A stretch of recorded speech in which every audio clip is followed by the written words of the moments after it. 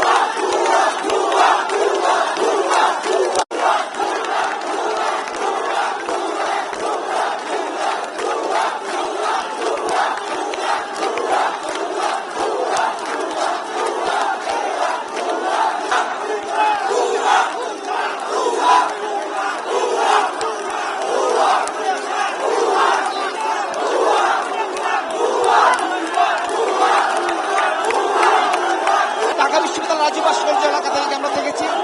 আজকে এই ঢাকা বিশ্ববিদ্যালয় রাজু ভাস্কর্য কিন্তু লোকে লোকারণ্য এবং এখানে লাখো মানুষ জমায়েত হয়েছে এই রাজু ভাস্কর্যে এবং সবাই কিন্তু ইতিমধ্যে জেনে গিয়েছেন দেশের যে অবস্থা, দেশের রাজনৈতিক অবস্থা, সেই বিষয়ে সবাই কিন্তু